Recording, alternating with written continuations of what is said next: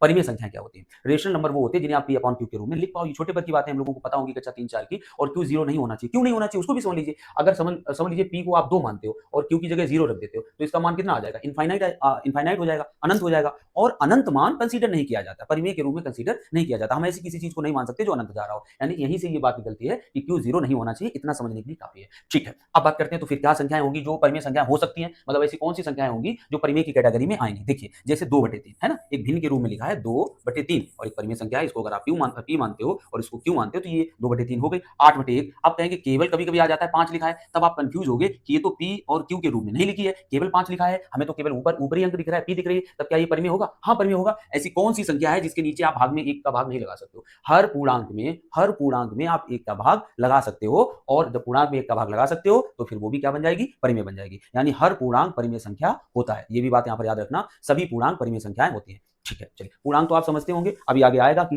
जो पूर्ण हो, है ना, जो भिन्न के रूप में ना हो, दशमलव के रूप में ना हो, 1 2 3 4 इस तरह से, तो वो पूर्णांक कहलाता है, भले माइनस में हो या प्लस में हो। अब इधर आते हैं फिर से। तो यानी अगर अकेला 5 लिखा है तो वो भी क्या होगा? परिमेय संख्या होगी। अब आते हैं, देखिए इधर लिखा है -5/1। अब आप ये मत सोचिएगा कि अगर -2 कहीं पर लिखा है तो 2 तो आप परिमेय कर दो, 2 तो आप परिमेय कर दो, लेकिन अगर -2 आ जाए तो आप कहो -2 कैसे हो गया? ये तो हमें लग रही है कैसी है? ये तो लग रही है कि काल्पनिक संख्या है। नहीं, ये काल्पनिक नहीं है। ये काल्पनिक तब होती जब इसके ऊपर हम क्या लगा देते? स्क्वायर रूट लगा देते, तब ये काल्पनिक हो जाती। क्योंकि -2 का वर्गमूल नहीं लिया जा सकता है, ये काल्पनिक नंबर है, इमेजिनरी नंबर है। लेकिन अगर कहीं पर केवल -2 लिखा है, तब आप इसके नीचे क्या कर सकते हो? 1 कर सकते हो, और ये किस रूप में हो जाएगी? पी अपॉन क्यू के रूप में ही आपको दिखाई देगी। तो ये भी कैसी संख्या हो जाएगी? परिमेय संख्या हो जाएगी। इतनी बात क्लियर हुई। अब आप देखिए क्या क्या हो गया? भिन्न हो गई, पूर्णांक संख्या हो गई, पूर्णांक तो होते ही है। अब आगे देखिए डेसिमल में, वो भी लिखा क्या है? 0.5555। तो इसको हम क्या लिख सकते हैं? देखिए कितनी टाइम 5 है? 5 टाइम, 4 टाइम सॉरी। तो हम लिख सकते हैं 5 5 5 5, 4 टाइम लिख दिया, डिवाइडेड बाई 4 अंक पे दशमलव है तो 4 जीरो नीचे कर दीजिए। कितनी जीरो कर दीजिए? 4 जीरो नीचे कर दीजिए। अब आपको क्या नहीं लग रहा है कि ये पी की जगह हो गया है और ये 10,000 किसकी जगह हो गया है? क्यू की जगह हो गया है। तो ये संख्या भी हमारी क्या है? परिमेय संख्या है।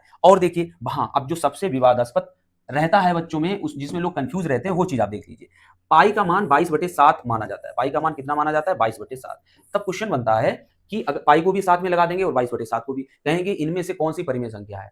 तो देखिए क्योंकि पाई जो होता है वो अपरिमेय संख्या होती है, इसीलिए पाई के मान को भी लोग क्या समझ लेते हैं? अपरिमेय संख्या समझ लेते हैं। लेकिन पाई का जो मान 22/7 होता है वो अपरिमेय नहीं होता है, वो परिमेय होता है। अंदाजा लगाने के लिए इतना काफी है, क्योंकि आपको दिख रहा है कि ये पी अपॉन क्यू के रूप में है, 22/7 के रूप में है। और हमें तो इतना ही पता है कि जो संख्या अंश और हर के रूप में लिखी होती है वो क्या कहलाती है? परिमेय कहलाती है। तो 22/7 क्या हो जाएगा? परिमेय हो जाएगा। अब एक नई चीज और दी है, √4 दिया है। देखिए √4 दिया है तो इसका मतलब क्या है? √4 का मतलब ये हो जाएगा कि आप √4 का वर्गमूल लीजिए, और 4 का वर्गमूल कितना होता है? 2। और अभी हमने आपको बताया था कि 2 अपने आप में अगर लिखा है केवल 2, तो 2 क्या होती है? कोई भी पूर्णांक लिखा है तो वो क्या होती है? परिमेय संख्या होती है।